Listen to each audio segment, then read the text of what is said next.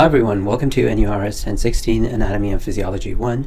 Today we're going to be learning about the anatomy of the nervous system. In today's lesson we're going to be looking at the anatomy of the brain. We're going to look at the various areas and their associated functions, the meningeal layers, Pia mater, Arachnoid mater, Dura mater, the ventricular system of the brain, lateral ventricles, third ventricle, fourth ventricle, the subarachnoid space. We're going to be, towards the end of the lesson, be looking at the physiology of the cranial nerves, specifically their functions, not the anatomy. We'll look at the anatomy of the spinal cord, specifically in the cross-section, as well as the various spinal tracts. And lastly, we'll examine the anatomy of the peripheral nervous system by looking at the anatomy of a nerve, and then the peripheral nerves and the plexuses, specifically the cervical, brachial, lumbar, and sacral plexus, as well as important nerves that arise from these plexuses. The CNS is the brain and the spinal cord, and we'll be looking at the anatomy of both of them. In terms of the spinal cord, which we'll examine later on in this chapter, there's a central canal that is surrounded by the gray matter, and you have peripheral white matter on the outside. The white matter, if you remember, are the myelinated neurons that contain the tracts, the motor tracts and the sensory tracts. We'll be looking at the tracts in the next chapter when we look at the somatic nervous system.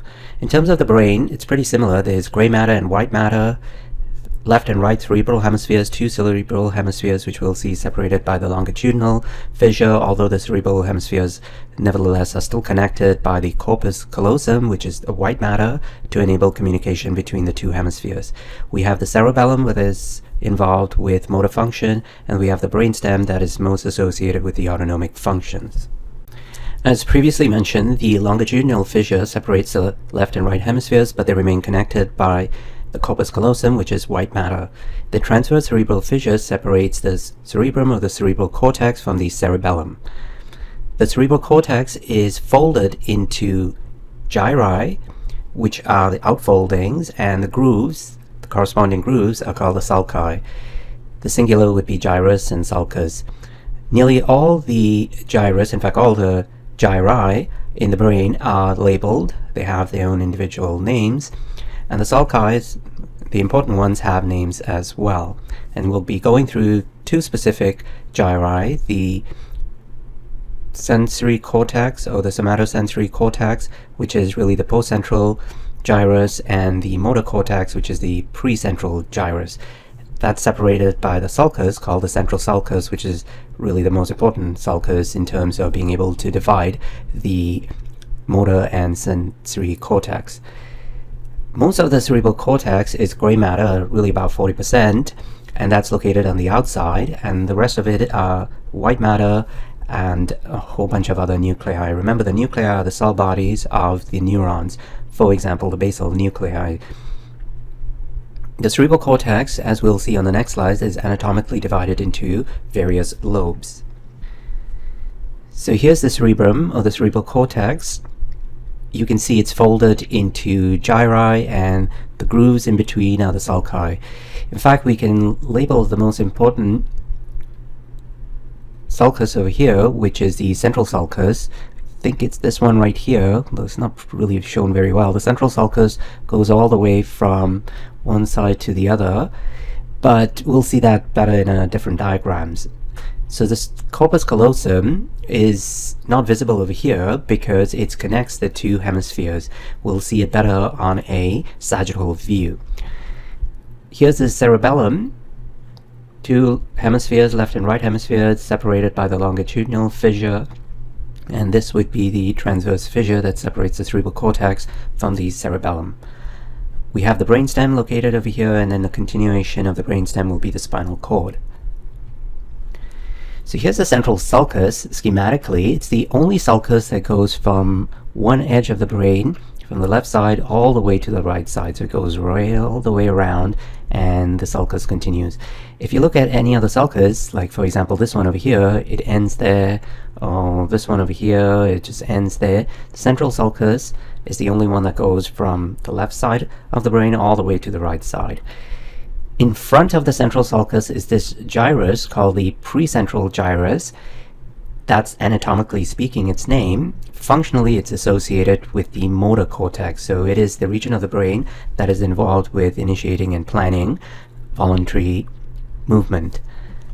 Behind the central sulcus, or posterior to the central sulcus, is the post-central gyrus, anatomically speaking, and it is associated functionally as the somatosensory cortex, so it is involved in the localization of the sensory input from the rest of the body.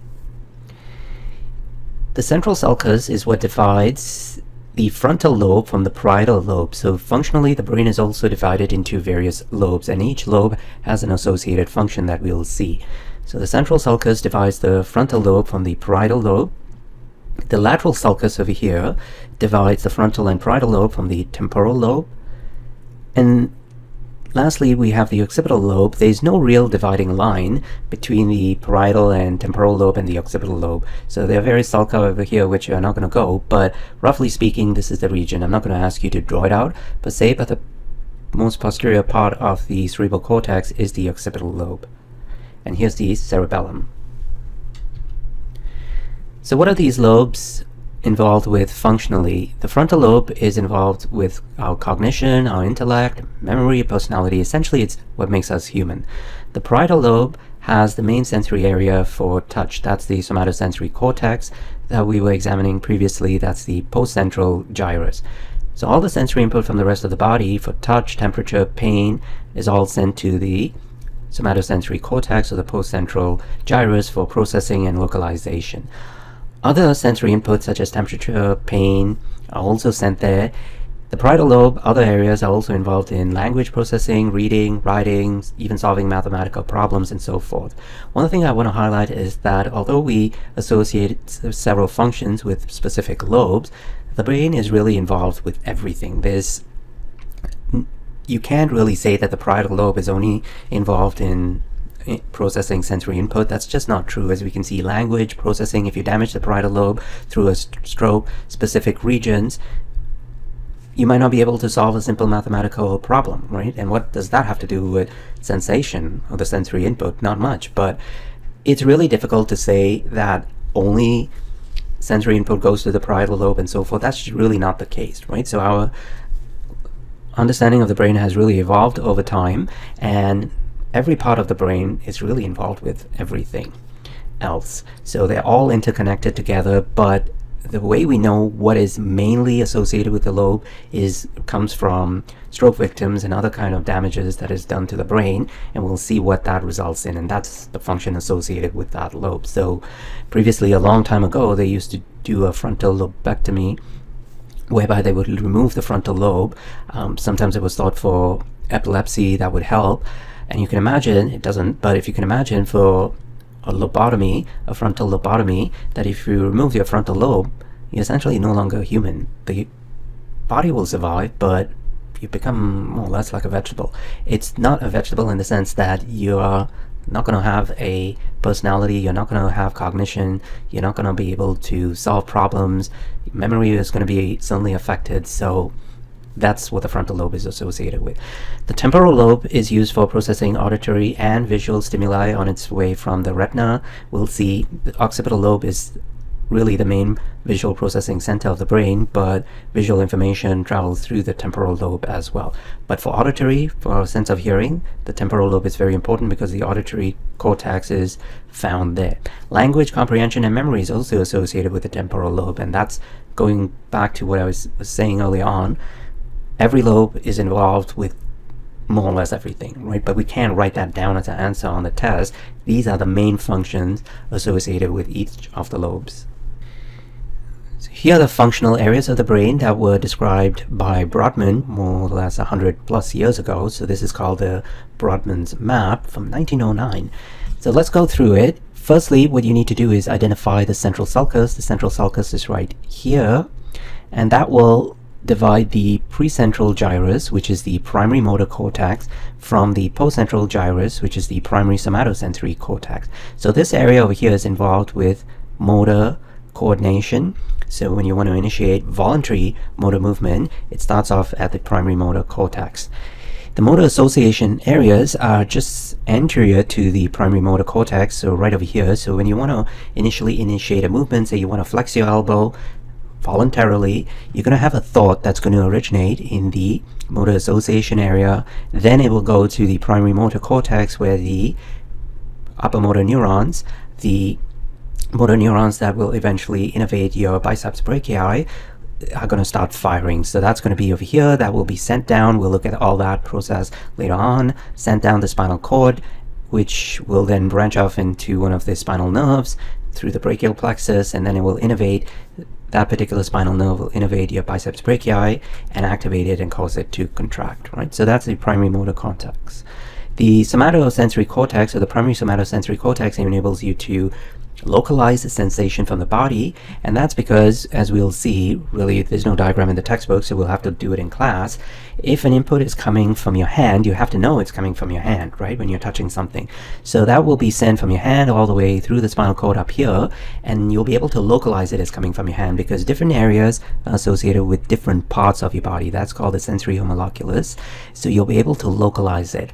So large areas of the primary somatosensory cortex is associated with your hands, with your face, because your face is very sensitive. Anyone touching your face, you know exactly where they're touching, right? Because it's highly innervated, and you'll be able to localize it very well. On the other hand, your back is not represented very well in the primary somatosensory cortex, because how often do you get touched on your back? And so if someone's touching your back, you kind of know it's your back, but is it upper back, middle back, lower back? Quite hard to localize precisely, as opposed to your face, where you know exactly when someone is touching you. Right. So that's the primary somatosensory cortex, and we'll do more of that when we do the somatic nervous system in the next chapter. Other important functional areas of the brain, this area over here, Brodmann area 44 and 45, which is also called the Broca's area, this is a motor speech area. So if you have a stroke in the frontal cortex in your dominant hemisphere, most of us are right-handed, and 95% of right-handed individuals, the dominant hemisphere is the left hemisphere because of the contralateralization that occurs. So the sensory input that goes from your right side of the body goes and crosses over to your left hemisphere, eventually projects to the left hemisphere. So if you're right-handed, there's a 95% likelihood that your dominant hemisphere is the left hemisphere. So if you have a stroke in your dominant hemisphere, left hemisphere, let's say you're right-handed, and it affects the frontal cortex, a frontal lobe, and more specifically this particular area is called the Broca's area, you're going to have difficulty articulating, because that's the motor speech area. You simply won't be able to, you'll understand words, you'll know what you want to say, but you just can't articulate it, because that's associated with motor speech, moving your tongue and mouth. That's Broca's area. On the other hand, if this particular area is affected right here, that's called the Wernicke's area, and if you have a stroke in that region, now you'll be able to speak, you'll be able to articulate, but what's going to come out of your mouth is what's commonly referred to as a word salad. And that's because your language comprehension has been affected. You can say words, but they don't have meaning, or you don't know how to associate the words with meaning, and so what comes out is a word salad. You know, the words all in the English language will make sense, but they are strung together in a very odd, weird way that doesn't make sense at all. So that's called Wernicke's area, the language comprehension. The reading comprehension area is also associated right over here. And then area 22, Brodmann's area 22, is the primary auditory cortex. So in the primary auditory cortex, sensation coming from your cochlea, which is the functional organ of your ear, so you can take sound waves, eventually converted to action potentials in your cochlea, and that'll be transmitted to the auditory cortex, where over here we need to distinguish sound frequencies. Really, it's high frequency, low frequency, and so forth. That's how we can make sense of sound. So that's what the primary auditory cortex does, and you can see it's mainly in the temporal lobe. That's pretty much it, other than one more region, and that's this area, Brodmann's area 17, which is the primary visual cortex. So that's in the occipital lobe. So our eyes are way over here in the anterior part. The information, light strikes the retina, action potentials are generated, and then they travel down various tracks and so forth, which I'm not going to go into very much detail, but we'll do it in the next chapter as well when we do the somatosensory nervous system, as well as in that chapter we also be looking at the special senses, so hearing and vision. So light strikes the retina, will travel down the optic nerve, optic tract, etc., all the way down here to the primary visual cortex, which will then interpret all those signals, and your brain will come up with a picture as to what exactly you're seeing. Here's an interesting case study that I read several years ago, actually. So there was this little boy who was born without the occipital cortex, right? So it was a birth defect. His occipital cortex was missing. So you can imagine the brain, the rest of the brain was there, but this area, the occipital cortex, was missing. So his whole brain was smaller, and that was because the occipital lobe was missing. The occipital lobe is mainly associated with the primary visual cortex. So given what we've just described, given what you've learned about the functional areas of the brain, what would you anticipate that little boy would have in terms of a specific birth defect? The fact that he's missing his occipital lobe, what would you anticipate the clinical manifestations to be? Just based on what we said, perhaps you might anticipate that he would be blind. And that's a reasonable assumption to make. Turns out he's not blind. Though he wasn't blind at all. He could see just as well as you and me. So how do we explain that? The entire primary visual cortex is no longer there because the whole occipital lobe was missing, and yet that little boy could see. And that's because of the plasticity of the brain. As we mentioned, the brain, although we associate specific areas with specific functions, really it's made up of neurons, and neurons can do a whole bunch of different things, not just one thing. They might be specialized in one thing, but the point is that different areas of the brain can take over the functions, and this is important also in stroke rehabilitation, right? Just because your primary motor cortex is damaged doesn't mean you're going to be paralyzed. If it's severe enough, perhaps, but stroke rehabilitation is training your brain so that the other areas of your brain can take over the function that you might have lost. That's really important, right, to understand in terms of the plasticity of the brain. So the plasticity of the brain is a marvel of the brain. It enables us to recover from serious stroke injuries. For example, in the case of that little boy, it enables us to see that a different area of the brain can take over the functions of the primary visual cortex. So he could see just fine. One little observation that I still remember from the paper was that the only defect that they could find was kind of color association. So when we look at a banana, we know it's a banana. He knows it's a banana too, that little boy, as long as it's a yellow banana. Now, if for whatever reason you've colored the banana blue, painted the banana blue, most of us will still know that that's a banana based upon its shape and, size and everything else. We'll still know it's a banana. It's an odd looking banana because it's blue, but it's still a banana. On the other hand, this little boy was missing his occipital lobe, and whose other area of the brain took over the function of the primary visual cortex. If you presented him with a blue banana, he couldn't identify it as a banana. Interesting, but honestly, who cares, right? How often do you come across a blue banana? It's just amazing that the other areas of the brain could take over the function of the primary visual cortex. Let's move along. So here's just a summary. Broca's area is the motor speech area. The pre-central gyrus is the primary motor cortex that's involved in planning, controlling, and executing voluntary movements. The primary somatosensory cortex, which is located in the post-central gyrus, localizes sensory. Really, when we say sensory, we're talking about tactile input from the body. The auditory cortex, processing of auditory input from the cochlea. Wernicke's area is language comprehension, and the primary visual cortex, processing of visual input from the retina. Now that we've looked at the functional areas of the brains, the lobes of the brains, the cerebral hemispheres, let's move on to the deeper structures of the cerebral cortex, starting off with the basal ganglia. Anatomically, the basal ganglia consists of the chordate nuclei, the putamen, the globus pallidus, substantia nigra, and various other structures. The basal ganglia, pretty much like every other part of the brain, is involved with numerous functions, specifically regulating motor activity, cognitions, and emotions. Here's a coronal of frontal section to the brain right here, and we can see this various structures associated with the basal ganglia, starting with the chordate nucleus, the putamen, globus pallidus. Those are the main structures. Either side of the lateral ventricle these structures are located. So here's one hemisphere, here's another hemisphere connected with the corpus callosum, white matter, and on either side of the lateral ventricles, which are these structures, we'll get to the ventricles a bit later on, is the basal nuclei. So these are deeper structures of the cerebral cortex. Earlier we were looking at the surface features, the various lobes, the gyrus, right over here for example, the sulcus, and we looked at the various areas associated, functional areas associated with the cerebral cortex. Here we're looking at the deeper structures. Let's move on to the diencephalon. The diencephalon is a deeper structure of the brain, and it also is located on either side, this time not of the lateral ventricles, but of the third ventricle. We'll do the entire ventricular system of the brain shortly, but the ventricles are where CSF is located, it's produced, and where CSF or cerebrospinal fluid flows as well. So what are the structures of the diencephalon? They are the thalamus, the hypothalamus, and two minor structures, the epithalamus and subthalamus. We're only going to examine the thalamus and the hypothalamus.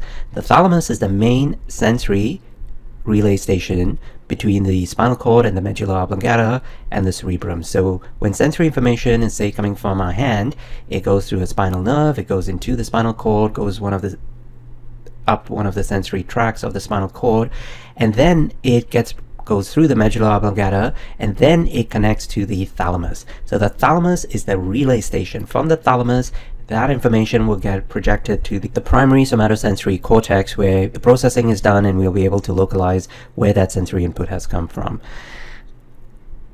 Also, the thalamus is involved as a motor relay station, although when you want to talk about the function of the thalamus, the sensory relay station, that is its main function. But we know for a fact, though, that it also serves as a motor relay station. But I like you to focus in terms of its function as a main sensory relay station.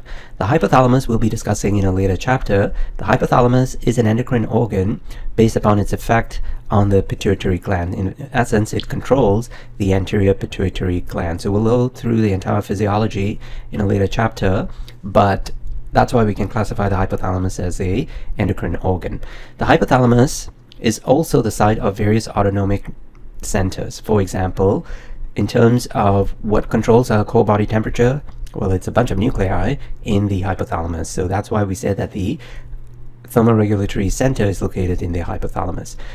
Other autonomic centers located in the hypothalamus includes the centers for controlling thirst, our sleep, our circadian rhythm, which is the how do we know it's morning and then why do we get sleepy at night? That's just the daily cycle. All those centers are located in the hypothalamus. They are all under involuntary control, so we refer to them as autonomic centers. Here's where the diencephalon is located on either side of the third ventricle. So that's the thalamus and that's the hypothalamus. We'll be able to see it when we look at the sagittal section of a real brain or a cadaver brain. We'll be able to localize the thalamus and the hypothalamus. But essentially the thalamus is located on either side of the third ventricle. The hypothalamus is the inferior to the thalamus and anterior, so that's its location. Let's move on to other deeper structures. The limbic system. The limbic system is roughly the area between the cerebral cortex and the brainstem. So in essence, everything from the cerebral cortex till the start of the midbrain, that's the limbic system. It is involved with numerous functions, especially related to emotion and behavior. In fact, our limbic system is often referred to as our reptilian brain because it's the most highly conserved part of our brain. Reptiles have a limbic system. So as you can imagine, that's the area most associated with our emotional and our behaviors, right? So when we say we behave like an animal, all the rage and so forth, it's really the limbic system that's starting to get activated. However, the limbic system is also involved in regulating various visceral autonomic processes via the hypothalamus, but we're going to focus on emotion and behavior.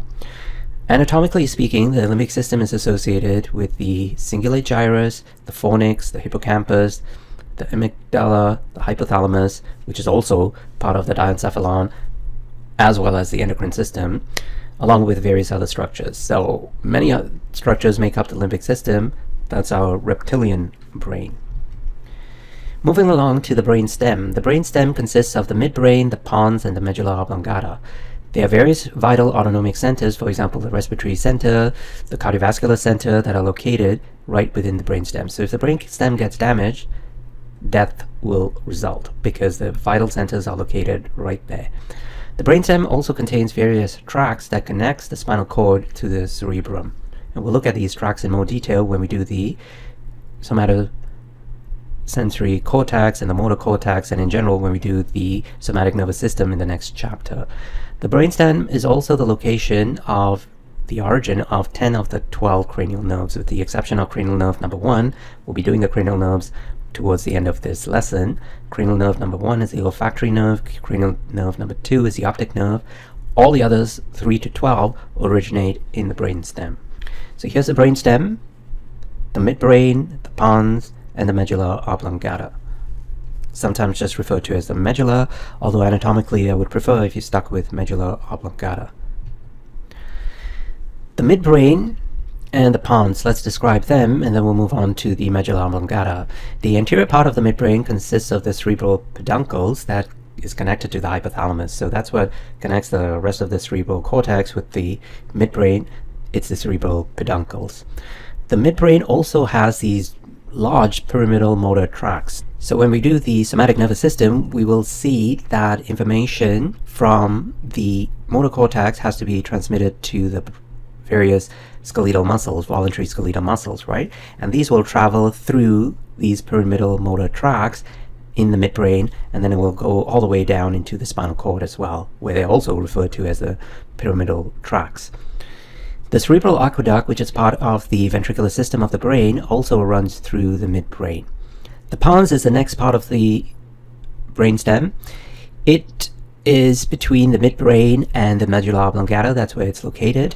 The fourth ventricle is posterior to the pons, and it kind of separates the pons from the cerebellum. So the cerebellum is located posterior to the pons, and what separates it is from the pons, the cerebellum and the pons, is the fourth ventricle. So once again, we'll look at the ventricular system shortly. In the pons, there are also various nerve tracts that relay signals to the cerebellum via the cerebral peduncles. So the cerebellum is connected to the pons via the cerebellar peduncles, just like the cerebral peduncle connects the cerebrum to the midbrain. The cerebellar peduncles connects the cerebellum to the pons. The medulla oblongata is located inferior to the pons, and the continuation of the medulla oblongata is the spinal cord. The boundary is the foramen magnum. So below the foramen magnum, or inferior to the foramen magnum, it's the spinal cord. Superior to the foramen magnum, it's the medulla oblongata. The medulla oblongata consists of two pyramids.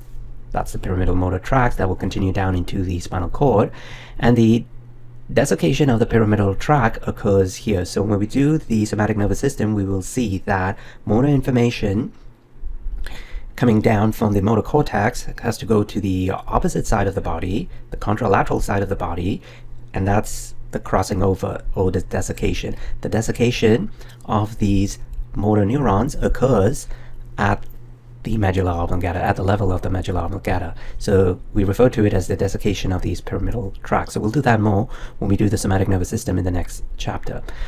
Most importantly, the medulla oblongata is the site of these various vital autonomic centers. For example, the cardiovascular center, the respiratory center, the vasomotor center.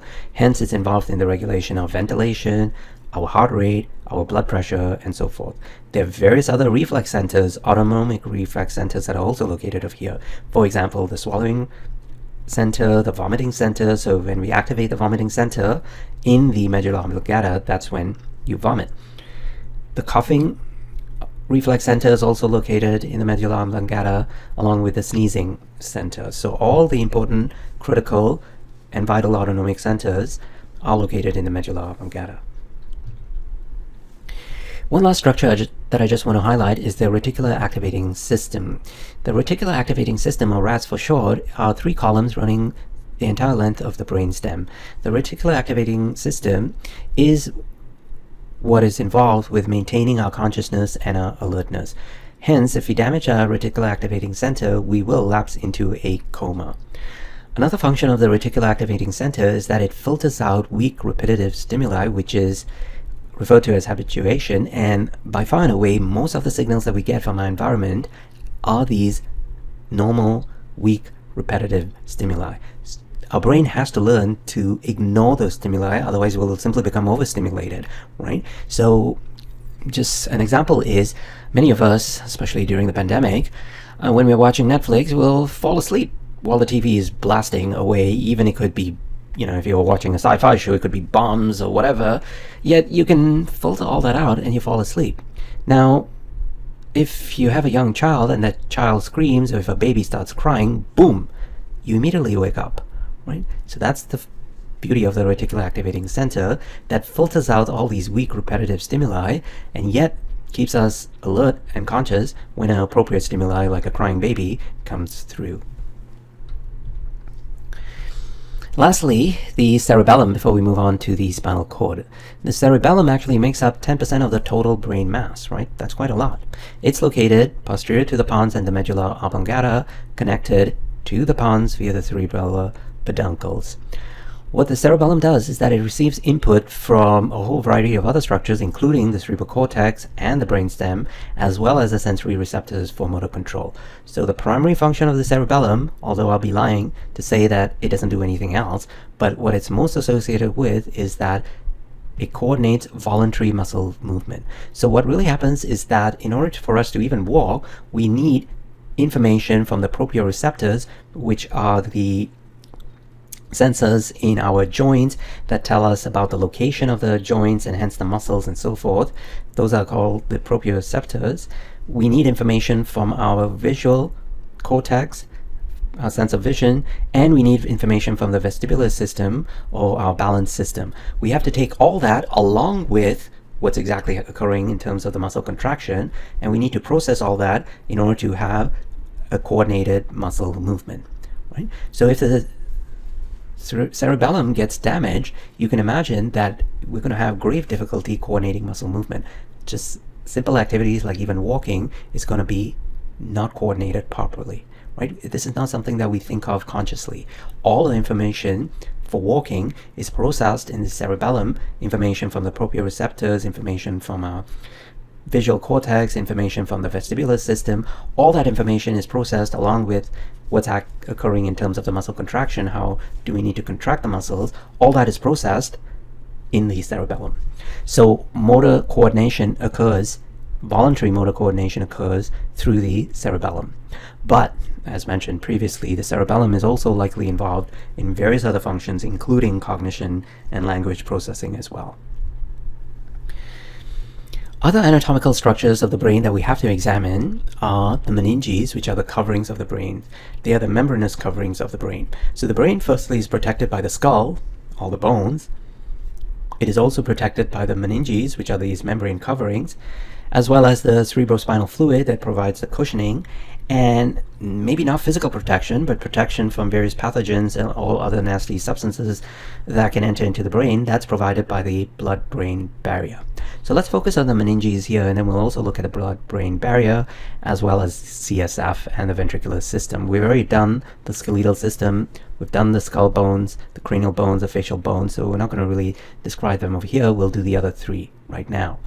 The meninges, or the membranous coverings, cover and protect the brain just deep to the cranial bones. There are three layers. The pure matter, which is the innermost lining of the brain, it is directly attached to the surface of the brain. So the analogy I like to give is like saran wrap or cling wrap, right? You take that when you want to wrap up, I don't know, your broccoli or what's the other vegetable that's commonly wrapped with celery. Yeah, there we go. I love celery, and it's often wrapped in that cling wrap, right? So you think of pia mater like that. So it covers all the gyri. In fact, it even goes down below and goes into the sulci as well. The next layer is the arachnoid mater. Oh, by the way, it's called mater because that's Latin for mother, protection, mother. So the arachnoid mater is the middle layer. It is just deep to the dura mater, and deep to the arachnoid mater is the subarachnoid space. So we'll have to look at a diagram to make sense of all of this, but we have the brain. What covers the brain is the pia mater, and then just outside of the pia mater we have the subarachnoid space that is filled with CSF, or cerebrospinal fluid. That's what provides the cushioning to the brain and provides some buoyancy as well. And in the subarachnoid space, we have this meshwork of trabeculae, which are projections of the arachnoid matter that come and kind of just reside in the subarachnoid space. So these projections, now we're going a bit further out, are attached to the arachnoid matter. So pia mater, subarachnoid space, then arachnoid matter, and lastly, we have the dura mater. The dura mater is the outermost and thickest layer of them, all the meningeal layers. There are only 3 meningeal layers. So pia mater, arachnoid mater, and this very thick dura mater. The dura mater is so thick that it actually consists of 2 parts, the inner periosteal layer and the outer fibrous layer. So the inner periosteal layer, you think of it as the periosteum, bone covering, and then you have the outer fibrous layer. And on the outside of the dura is the cranial bones, the skull. So the dura mater is attached to the cranial bones really only at the sutures. That's when it's most tightly adherent to. So we'll look at that when we'll examine the diagrams in more detail. So here's it. So let's go from superficial to deep. Here we have the cranial bones, whatever cranial bone this is, frontal bone, parietal bone. Then we have these dural sinuses that we're going to be looking at later on in terms of the drainage of the CSF. But all this is the dura mater, and in the dura mater, you can see that the dura mater will split up right over here. So 2 layers, and then kind of split up right over here, and where we have this, in this case, the superior sagittal sinus is located. So there are various venous drainage channels that are located in the dura, specifically the referred to as the sinuses. So a sinus is nothing but a flat vein. A sinus, when we do the respiratory system, we'll see can also refer to as an air-filled pocket, like the maxillary sinus, the frontal sinus. But in this case over here, a sinus refers to as a flat vein. So when the dura mater separates out, you can have a flat vein being located over there, in this particular case, the superior sagittal sinus. So that's the dura mater, very thick. Then we have this subdural space, which is a potential space. There's normally not a space over there, but it's just a potential space. And when we do pathophysiology, we will see that you can have bleeding into the subdural space, referred to as a subdural hematoma. An epidural hematoma will be bleeding above the dura, between the bone and the dura. That will be epidural hematoma. Subdural hematoma in the subdural space. Normally, that's just a potential space. It's not a real space. And lastly, we have, not lastly, 2 more layers actually. We have the arachnoid layer right over here.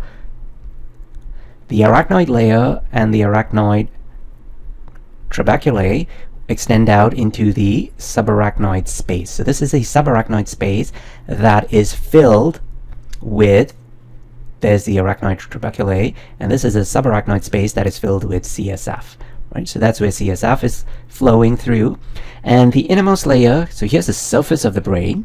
The innermost layer is the pia mater. Right, so the pia mater is shown in yellow. The arachnoid mater is shown in, actually it's also shown in light yellow. They should have used a different color. And then the dura mater is shown in this grayish covering over here. Right, so pia mater right on the surface of the brain like saran wrap or cling wrap. Then you have the subarachnoid space filled with CSF. In the subarachnoid space, you have the arachnoid granulation. Here's the actual arachnoid layer. And then you have the dural layer. So we'll look at the production of CSF. We'll look at the drainage of CSF shortly as well. Before we do that, I just wanted to take a side step and describe the arterial supply of the brain. Now, we're not going to do this cardiovascular system until A&P2, but because we are talking about the brain here, I thought I'd just introduce it. You don't need to know it in detail. We'll cover it again when we do the various blood vessels in A&P2, but I just wanted to point it out over here. Just because when we do pathophysiology, we'll have to look at the brain aneurysms. So aneurysms are just weakenings of the blood vessels or dilations of the blood vessels, and a brain aneurysm is most commonly located right over here in what's referred to as the circle of Willis. The circle of Willis is so named because you can see the circular structure over here, and a brain aneurysm is most commonly does occur right at the junction, say over here where you have an outpouching over here. That's referred to as a berry aneurysm. Okay, so anyways, you have the arterial supply of the brain. The anterior cerebral artery will supply, firstly, the arterial supply of the brain comes in through the internal carotid artery, and then you have various branches of the internal carotid artery, which is right here, starting off with the anterior cerebral artery serving the anterior part of your brain, the frontal lobes. Then you have the middle cerebral artery. Here's the internal carotid artery. Then you have the middle cerebral artery that will supply the middle part of your brain, specifically the parietal lobes. It's actually the biggest part of the entire cerebral arteries. Then you have the posterior cerebral artery right over here that will serve the occipital lobe, and then that will all continue down as the basilar artery. This will be going down the brain stem, and that will continue on as the cerebral artery, the posterior cerebral artery, cerebellar artery, sorry, that will serve the cerebellum and so forth, right? So there's a bit too much detail over here, but you don't need to know all of them, but just wanted to highlight a few of the structures over here. Again, when we describe a stroke, for example, you can see it depends upon which of these arterial supplies of the brain has been affected, which one has the actual thrombus or embolus located within it, right? If it is the anterior cerebral artery, you can anticipate that the blood supply to the frontal lobes will be affected. If it's the middle cerebral artery, which actually is most commonly affected, then you can imagine that the parietal lobe will be affected. Your primary somatosensory cortex is going to be affected, hence sensation, and perhaps even motor function, if it is, that area is going to be affected, right? So the different areas of the brain have different functions, and if a blood supply to that particular area of the brain has been affected, then you can imagine that particular function will be mainly affected as well. The blood-brain barrier is a very important component in terms of the protection of the brain, because it is a very highly selective semi-permeable membrane that consists of the endothelial cells. The endothelial cells are the simple squamous epithelium that line the blood vessels, but they are made even more specialized, so to speak. They are even more important in the brain because they form this blood-brain barrier. So the blood-brain barrier is formed by these endothelial cells. They're also formed by the astrocytes that line the capillaries. The astrocytes are the neuroglial cells that we saw in a previous chapter. They line the capillaries in order to make the permeability of the capillaries more tailored to what exactly the brain needs, right? So not everything is going to be able to cross the blood-brain barrier. The important nutrients, gases obviously, oxygen, CO2, glucose, whatever the neurons need, but pretty much nothing else can cross it. So it's made more selective by the astrocytes that sit directly on top of the capillaries, as well as the pericytes, which are other types of specialized cells that we're not going to get into, that are embedded in the basement membrane. So remember, the endothelial cells sit on the basement membranes, and then the astrocytes are going to be on the outside of it, and then there are pericytes that are within the basement membrane. So all three of these cells, the endothelial cells, the astrocytes, and the pericytes, work towards making this blood-brain barrier very selectively permeable. So only the good things essentially move in. A few bad things can move out, but pretty much nothing else. The blood-brain barrier is what protects the brain against various pathogens. So viruses and bacteria, they typically do not enter the brain, especially bacteria. The viruses are really small, so perhaps they can cross the blood-brain barrier, but certainly not bacteria. That is why blood-borne infections do not typically affect the brain, right? Very few infections of the brain are derived from bacteria that are located in the blood itself, right? And that's because of the blood-brain barrier.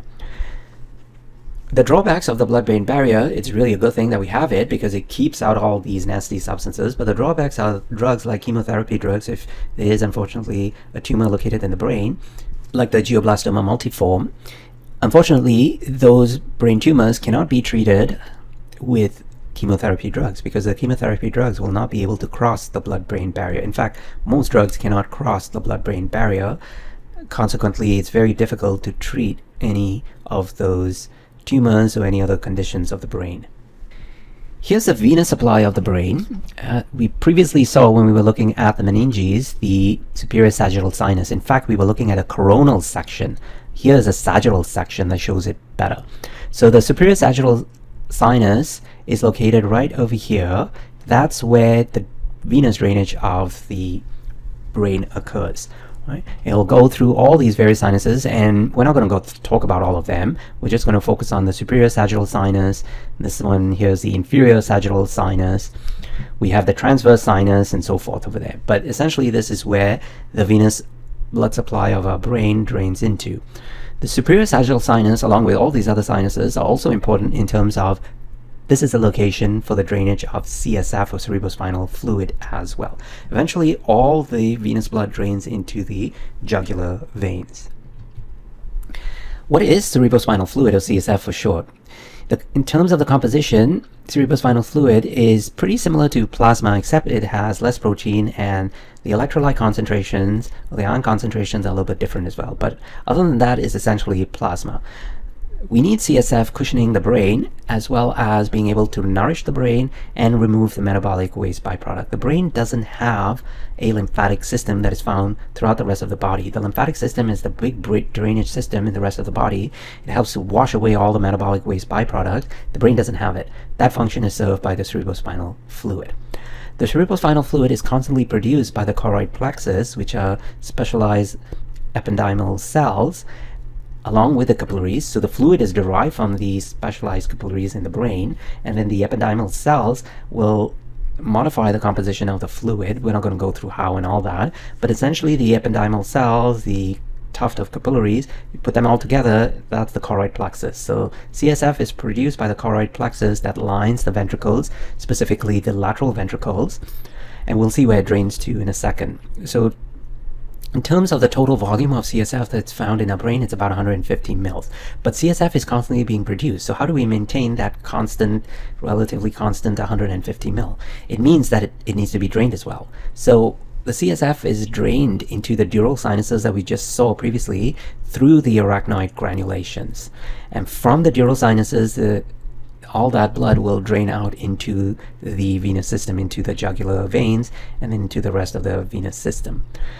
So CSF is flowing through the subarachnoid space. It flows through the ventricles and eventually to the subarachnoid space, and then it also goes down through the central canal of the spinal cord, and around the spinal cord there's also the subarachnoid space.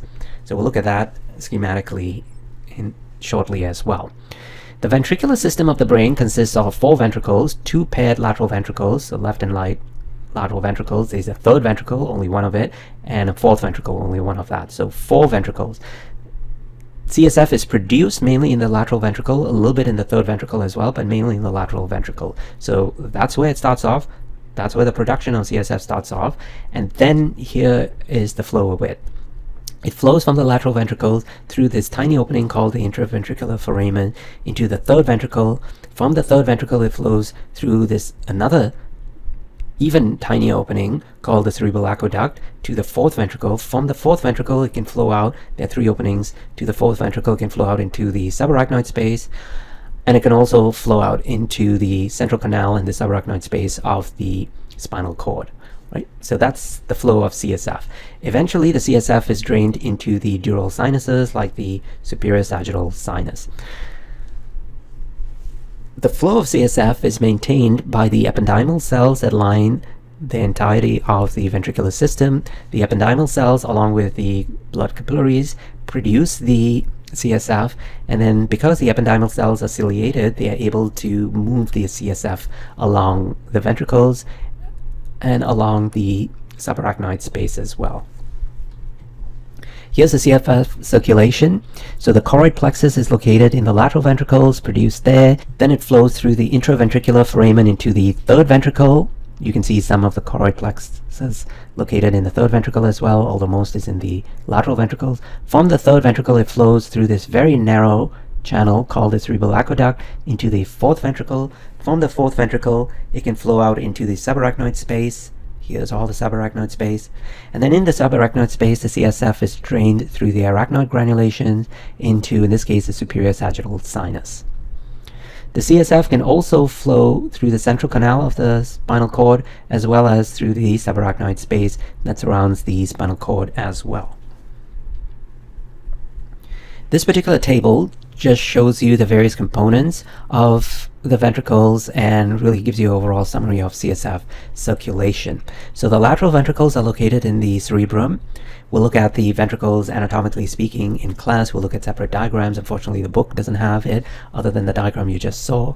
The third ventricle is located near the diencephalon. In fact, the diencephalon are on either side of the third ventricle. The third ventricle is located right in the mid-sagittal plane. It's really very flat, and on either side of it is the thalamus, the hypothalamus, the diencephalon. The cerebral aqueduct runs through the midbrain, as we'll see, and the fourth ventricle separates the pons from the cerebellum. We already mentioned about the Chloride Plexus that is mainly located in the lateral ventricles, some in the third ventricle, none in the fourth ventricle, really, very little in the fourth ventricle, and certainly not in the channels that connect the lateral and third ventricle, which will be the intraventricular foramen, and the third to the fourth ventricle, which will be the cerebral aqueduct. And then the CSF is drained into the dural sinuses through the arachnoid granulations. Let's move on to discuss the spinal cord. The spinal cord is the continuation of the medulla oblongata, and the spinal cord runs through the various vertebral foramen of the vertebrae. So above the foramen magnum is the medulla oblongata. Just below the foramen magnum, or just inferior to the foramen magnum, it's the spinal cord. The spinal cord begins, as mentioned, at the foramen magnum and ends formally at either L1 or L2. Here we are referring to the vertebrae, the L1 vertebrae or the L2 vertebrae. That's where the spinal cord ends.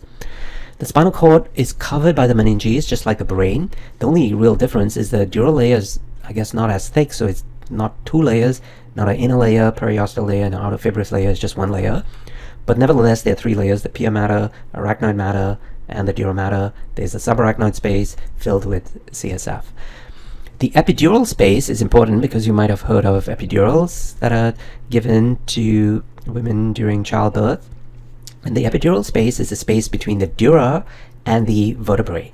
It has a space over there that's normally filled with fat, and the epidural injection is typically given in that particular space. So you have to go through the intervertebral disc until you hit the epidural space, right? You don't want to go any further than the epidural space, because then you'll be hitting the dura and, even worse still, likelihood of hitting the spinal cord, right? So that's why they will just deliver the drug, the anesthetic drug, into the epidural space, and whereby it will just diffuse to the spinal cord and cause anesthesia of the spinal cord, thereby alleviating the pain. Within the spinal cord itself, we have various sensory and motor tracts that we'll be examining when we do the somatic nervous system in the next chapter. There are various spinal nerves that arise from the spinal cord that innervate the various visceral and somatic structures of the body. We'll be looking at the spinal nerves in the next couple of slides. Here's a cross-section of the spinal cord. The spinal cord, just like the brain, consists of white and gray matter. This is the gray matter, kind of like H-shaped, and the white matter is located on the outside. So the white matter has the actual tracts that take information to and from the brain. So there are sensory tracts that are taking information to the brain, and there are motor tracts that are bringing information from the brain.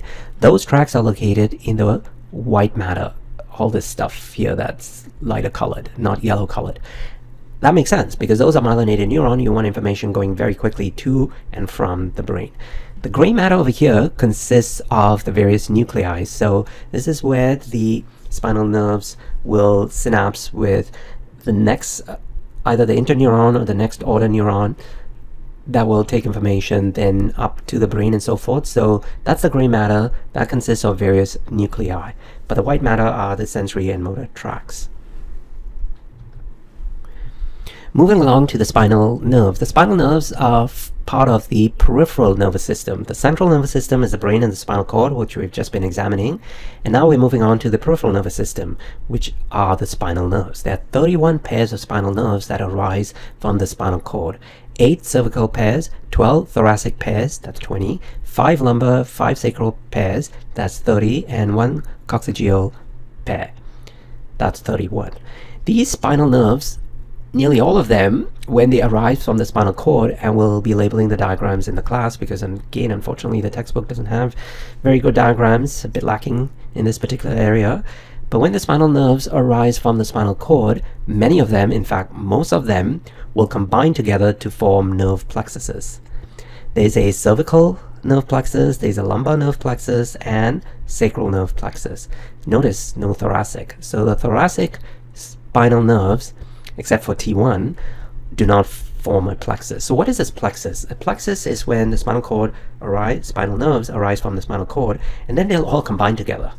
And they'll combine together, split off, sometimes combine again, and then split off again. Why do you think they do that? For example, the brachial plexus consists of the nerves from C5, C6, C7, C8, T1. They will combine together, split up, combine again, and split up, eventually forming the nerves that travel down our arm. Right? So that's nerves that eventually arise from the brachial plexus will innervate all the structures in our upper limb. Why would they do that? Well, the reason being is that if one nerve, say, I'm just making this up, from C7 innervated the biceps brachii muscle, if for whatever reason that nerve became dysfunctional, got severed, or whatever the case might be, inflamed, now you'll no longer be able to flex your elbow joint, and that's going to be a bit of a pain. Consequently, forming a nerve plexus is better because the actual information that travels down the eventual nerves, the radial, ulnar, median, axillary nerve, the information actually comes from several of the spinal nerves. So if one of them gets damaged, it's not the be-all and the end-all, right? So it shares the load. A group is better than a single solitary individual. That's the lesson here. So the information is spread out so that if C5 got damaged, perhaps the information or the actions of C6, C7, C8, and T1 can take over that function, and you don't completely lose the ability to flex your elbow joint. Right? That's the reason why nerve plexuses are formed. The only spinal nerves that don't form nerve plexuses are the thoracic spinal nerves. T1 is actually part of the brachial plexus, but T2 to T12 don't form a nerve plexus. And the reason being is that when they come off the spinal cord, the thoracic spinal nerves T2 to T12 just spread around the thorax. And since there are not very many structures in the thorax, we're not talking about the visceral structures. The visceral structures such as the heart and the lungs are innervated by the autonomic nervous system. We're talking about just the skin in the thorax, the intercostal muscles, some muscles in the back. That's pretty much it. So there's no need to form a nerve plexus because there are not too many structures to innervate over there. So the thoracic nerves simply come out and they run in the intercostal space. Consequently, they are referred to as the intercostal nerves. All the other spinal nerves will form a plexus first. So in the cervical region, there's the cervical plexus. We already mentioned the brachial plexus, the lumbar plexus, and the sacral plexus, which we're actually going to be doing right now. So here's a diagram, schematic diagram from the textbook. Here's the cervical plexus.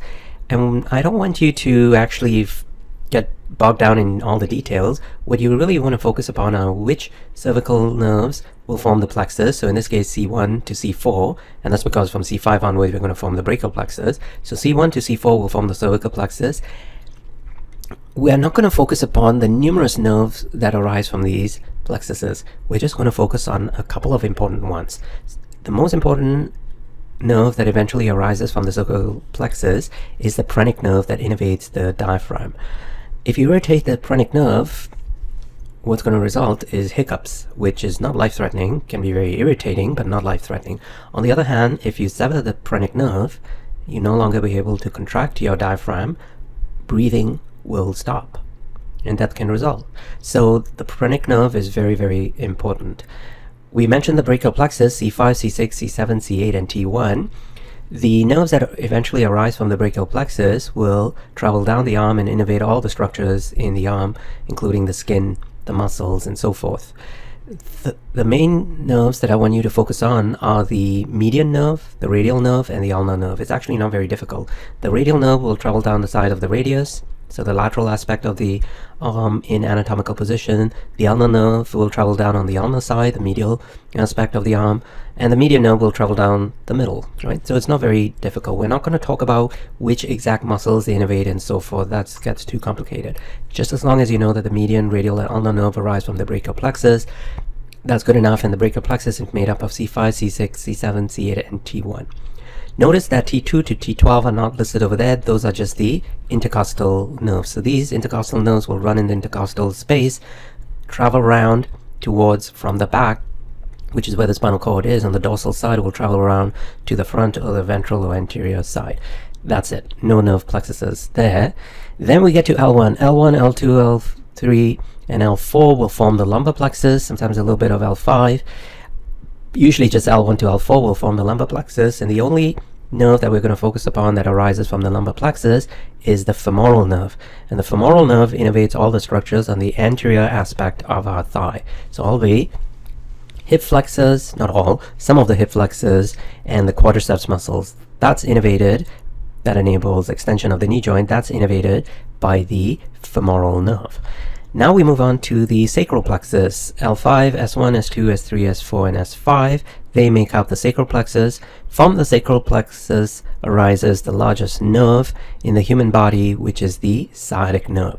So the sciatic nerve will travel down the posterior aspect of your leg, so it innervates the posterior compartment of the thigh.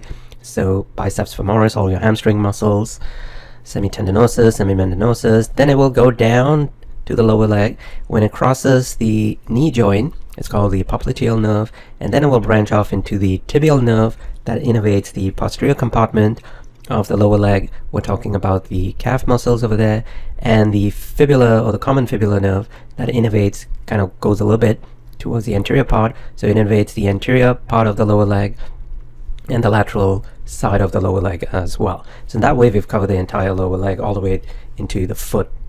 So that's the big sciatic nerve. So it runs along the back, and when you have sciatica, or if the sciatic nerve gets irritated, typically the clinical manifestation is shooting pain going down from your buttocks all the way down to knee and a little bit below that, right? Makes sense because it runs in the posterior compartment of the leg. So here we have it in prose form again. I'm not going to go through it. Maybe we should. So very quickly, phrenic nerve arises from the cervical plexus. It innervates the diaphragm. The median, ulnar, and radial nerve arises from the brachial plexus. It innervates the skin and muscles of the arm. The lumbar plexus forms the femoral nerve that innervates the anterior compartment of the thigh, the quadriceps muscle, psoas major, and so forth. The sacral plexus gives rise to the sciatic nerve, which is the largest nerve, the entire posterior compartment of the thigh, and then it branches into the tibial nerve, posterior compartment of the lower leg, common fibular nerve, anterior and lateral compartments of the lower leg. And also remember, thoracic nerves T2 to T12 do not form a plexus. They simply form the intercostal nerves that innervate the skin and muscles of the thorax. Let's switch gears and now discuss the anatomy of a spinal nerve. It's actually very similar to the anatomy of a muscle in terms of the coverings, at least. So when we did it a couple of chapters back and looked at the coverings of a muscle, we saw that the epimysium covers the entire muscle. Here we have the epineurium that covers the entire nerve, in this case the spinal nerve. Then in the muscle, the individual muscle was made up of fascicles. It's the same thing over here. The spinal nerve is also made up of fascicles right here. The coverings of the fascicle is called the perimysium in the muscle. The covering of a fascicle of a nerve is called the perineurium. All we do is switch mysium with neurium. So the perineurium is the covering of the fascicles. And here's where the rest of the analogy breaks down. So the muscle fascicles are made up of the muscle fibers, and we have the endomysium between each muscle fibers. Here we also have the endoneurium between not the muscle fibers but between the individual axons over here. So the individual axons make up the fascicle, nerve fascicle, and a whole bunch of fascicles will make up the spinal nerve. You can see it in the photomicrograph over here. Here's a fascicle, a bunch of fascicles that make up the spinal nerve itself. The fascicle is covered by the perineurium. The entire spinal nerve is covered by the epineurium. And in between, the space between the axons over here is the perineurium. Right? Just like in the muscles, in between the muscle fibers is the endomysium. Here we have the endoneurium. And lastly, we have the axons. We're now going to switch gears completely and discuss the physiology of the cranial nerves. There are 12 pairs of cranial nerves that innervate mainly the structures in the head and the neck. The vagus nerve is the only cranial nerve that extends below our neck. Understanding the function of the cranial nerves is very important because nurses will assess the functioning of the cranial nerves via a neurological exam all the time. The only way you're going to be able to assess the functioning of the cranial nerves is if you know what that particular cranial nerve does. So we're going to spend a lot of time describing the physiology of the cranial nerves. Unfortunately, the textbook doesn't have a very detailed description. It does have a few tables, but since this is so very important to your nursing practice, we're going to focus upon the cranial nerves in the class. We're not going to do the anatomy in terms of where the cranial nerves arises and so forth. We're going to focus on the physiology. What are their functions? The only thing we're going to mention about the anatomy is that 10 out of the 12 cranial nerves arises from the brain stem, right over here. That's the pons, that's the midbrain, the pons, the medulla oblongata. Here's the midbrain, pons, medulla oblongata. So starting with cranial nerve number 3 all the way to 12, they all arise on the brain stem. The only two cranial nerves that don't arise from the brain stem are cranial nerve number 1, the olfactory nerve, and cranial nerve number 2, the optic nerve. The thing about cranial nerves is that they are numbered 1 to 12, except not in Roman numerals, not in Arabic numerals, but in Roman numerals. So we need to know the Roman numerals. Yeah, we all know our Arabic numerals, 1 to 10, but we need to know the Roman numerals as well, because it's just by convention that Roman numerals are assigned to the cranial nerves. So if I said, what is cranial nerve IV, you should know that IV stands for cranial nerve number 4, and hence it's the trochlear nerve. Right? So please make sure that you know your Roman numerals from 1 to 12. If you don't, tough luck. I'm not going to help you on the exam or test to say, what is VIII? That's 8. 5 plus 3. It's really not that difficult until you hit V is 5, minus 1, IV, 1 minus 5 is 4, and VI is 5 plus 1, 6, VII, 7, VIII, 8, and then 10 is X, so 9 will be IX, XI, 11, XII, 12. So not very difficult. Probably wasted a minute going over here. I'm sure most of you already know this, but please make sure that you do so that you'll be able to identify the cranial nerves. Next thing we need to do is to memorize the names of the cranial nerves. So olfactory nerve, optic nerve, not too difficult. Then we have the oculomotor nerve, trochlear nerve, trigeminal nerve, abducens nerve, facial nerve, vestibulocochlear nerve, glossopharyngeal nerve, vagus nerve, accessory nerve, hypoglossal nerve. Right? So how are you going to memorize it? Well, you can either do it just the old-fashioned way of repeating this 1,000 times, or alternatively, you can use an acronym. So the textbook provides this acronym: on all Olympus towering tops, a Finn and German viewed some hops. Now, I don't know, not the best mnemonic. There are actually quite a few different mnemonics that are available. We'll go through some in class. Some are appropriate, and how should we put this? Some are quite inappropriate. It doesn't really matter as long as you don't say it out loud in polite company. But whatever acronym you use, if you do use an acronym, it will help you remember the names of those cranial nerves. So that's the second part. Roman numerals first part, names second part. The third part is that we need to know what are the actions of these cranial nerves, and this is where this table kind of breaks down. It's not detailed enough actually, so we're going to do this more in class, so you'll just have to wait. But you can start off by learning your normal numerals 1 to 12, learning the names of the cranial nerves, and then in class we'll go through the functions of the cranial nerves, the physiology of the cranial nerves. What exactly does the trigeminal nerve, for example, do? Once we know the functions, you will be able to assign the function to, is it a sensory nerve or an afferent nerve?